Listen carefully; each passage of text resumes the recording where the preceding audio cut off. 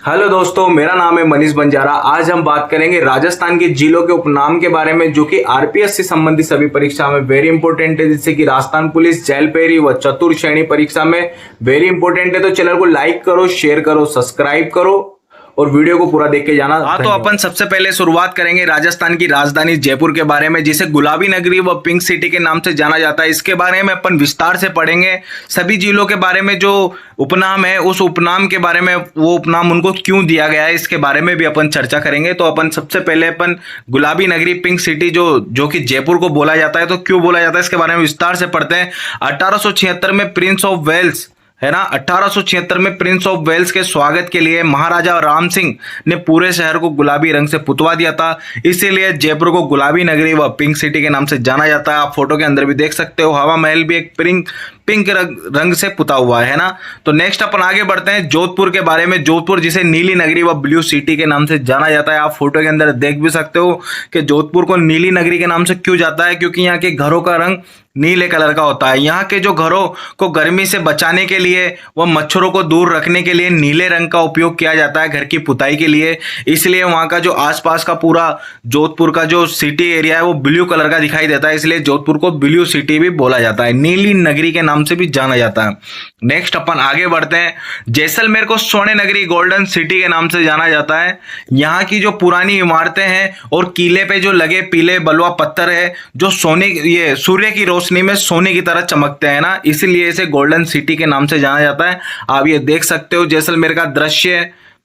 और नेक्स्ट अपन आगे बढ़ते हैं उदयपुर के बारे में। उदयपुर को श्वेत नगरी व व्हाइट सिटी के नाम से जाना जाता है। आप देख सकते हो उदयपुर का फोटो।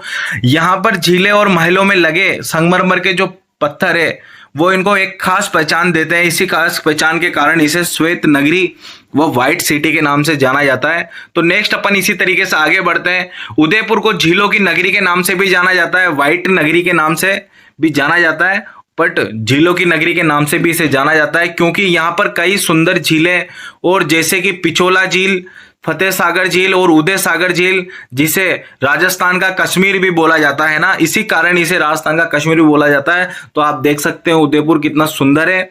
नेक्स्ट अपन आगे बढ़ते हैं। बांसवाड़ा 100 द्वीपों का शहर भी इसे बोला जाता है। माही नदी के बहाव क्षेत्र में यहाँ पर कई छोटे छोटे द्वीप बन चुके हैं, तो इसीलिए इसे बांसवाड़ा के 100 द्वीपों का शहर भी कहा जाता है। आप फोटो के अंदर देख सकते हैं। तो नेक्स्ट अपन आगे बढ़ते हैं इसी तरीके से।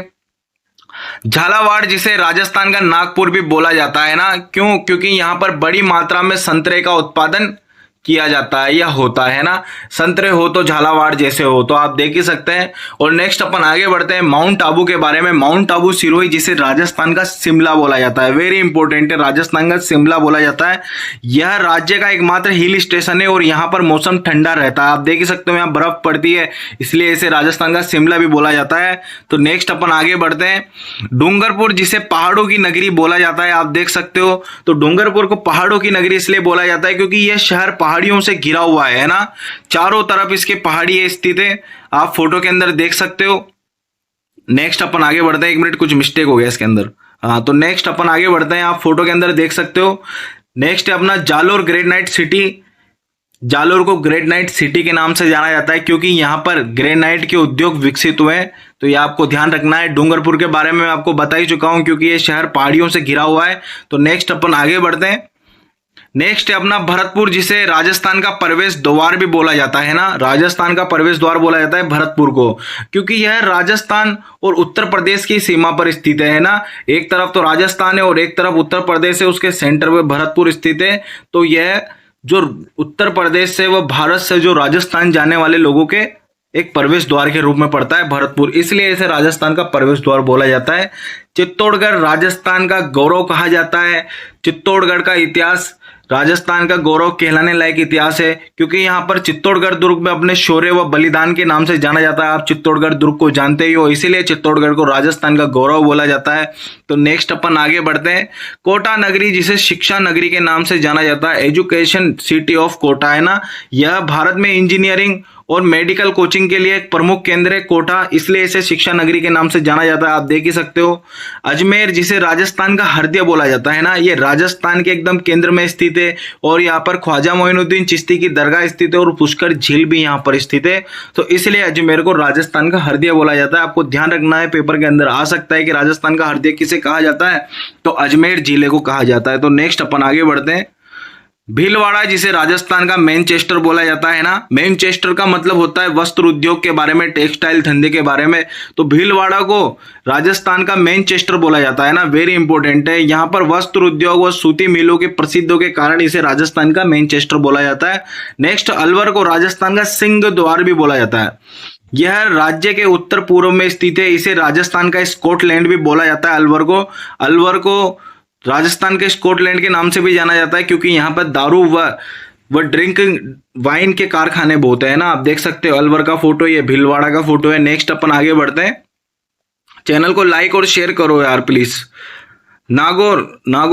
नागौर को धातु नगरी के नाम से जाना जाता है, क्योंकि यहाँ पर धातु उद्योग, खास करके लोहे के औजार बनाने वाले उद्योग बहुत प्रसिद्ध है, इसलिए इसे धातु नगरी के नाम से जाना जाता है। डीडवाना कुचामन, जिसे सॉल्ट सिटी के नाम से जाना जाता है, यह भी नया विकसित हुआ जिला है। डीडवाना कुचामन जो अभी नया बना हुआ है। यहाँ पर कुचामन और डीडवाना के खारे पानी की झीलों के नमक उत्पादन के लिए जानी जाती है ना। जो डीडवाना कुचामन में खारे पानी की झीलें हैं जहाँ पर नमक उत्पादन काफी मात्रा में किया जाता है, इसलिए इसे सॉल्ट सिटी के नाम से भी जाना जाता है। तो नेक्स्ट अपन आगे बढ़ते हैं। सांचौर, जिसे राजस्थान का पंजाब भी बोला जाता है, यहाँ पर भी 5 नदियां बहती है, इसलिए इसे यह उपनाम मिला है, क्योंकि भारत के पंजाब के नाम का मतलब क्या होता है कि 5 नदियों वाला राज्य या देश है ना, इसलिए उसे पंजाब बोला जाता है। तो या तो ऐसे भी बोल सकते हैं कि 5 नदियों के बीच की जगह, जिसे पंजाब कह सकते हैं ना, तो इसलिए सांचौर को राजस्थान का पंजाब बोला जाता है, क्योंकि यहाँ पर भी 5 नदियां बहती है। चूरू को थार का प्रवेश द्वार बोला जाता है, यह रेगिस्तानी इलाका है और अपनी सर्दी व गर्मी चरम मौसम के लिए जाना जाता है। आप देख सकते हो ये रेगिस्तान का प्रवेश द्वार है, आपको रेगिस्तान के अंदर प्रवेश करना है तो वो चूरू से होकर जाना पड़ेगा। और यहाँ पर सर्दी और गर्मी के लिए चरम मौसम, मतलब यहाँ पर सर्दी भी अत्यधिक होती है और गर्मी भी अत्यधिक होती है, इसलिए यह बहुत प्रसिद्ध है ना। तो नेक्स्ट अपन आगे बढ़ते हैं। इसी तरीके से बीकानेर को ऊंटों का देश बोला जाता है, वेरी इंपॉर्टेंट है ना। ये आप देख सकते हो, बीकानेर को ऊंटों का देश बोला जाता है। यहाँ पर राष्ट्रीय ऊंट अनुसंधान केंद्र भी स्थित है ना, राष्ट्रीय ऊंट अनुसंधान केंद्र भी स्थित है। पाली को औद्योगिक नगरी के नाम से जाना जाता है, यह कई छोटे बड़े उद्योगों का एक केंद्र है, इसलिए पाली को औद्योगिक केंद्र के नाम से जाना जाता है। नेक्स्ट अपन आ जाते हैं हनुमानगढ़, जिसे फूलों की टोकरी के नाम से जाना जाता है ना। हनुमानगढ़ को फूलों की टोकरी के नाम से भी जाना जाता है। यहाँ फलों की खेती और बड़े पैमाने पर होती है, यहाँ पे बहुत ज्यादा फल उगाया जाता है। गंगानगर को अन्न का कटोरा के नाम से जाना जाता है, क्योंकि यहाँ पर गेहूं का उत्पादन बड़े पैमाने पर होता है ना। या नेक्स्ट अपन आगे बढ़ते हैं, वेरी इंपॉर्टेंट है ये दोनों भी। अब अपन थोड़ा इंपॉर्टेंट के बारे में भी चर्चा कर लेते हैं, वो भी इंपॉर्टेंट है और ये भी बहुत इंपॉर्टेंट है ना। तो डीग के बारे में अपन पढ़ लेते हैं। ये अपने ऐतिहासिक जल महलों के लिए प्रसिद्ध है, इसलिए इसे जल महलों की नगरी भी बोला जाता है, पेपर के अंदर आ सकता है। बालोतरा, जिसे वस्त्र नगरी या कपड़ा नगरी के रूप से भी जाना जाता है, क्योंकि यहाँ पर कपड़ा उद्योग बहुत प्रसिद्ध है, खास करके अजरक प्रिंट जो बालोतरा की बहुत फेमस है। नेक्स्ट फलोदी, जिसे भारत का सबसे शुष्क स्थान के रूप में भी जाना जाता है। तो आप इस चैनल को लाइक करो, शेयर करो, सब्सक्राइब करो और वीडियो को जरूर देख के जाना।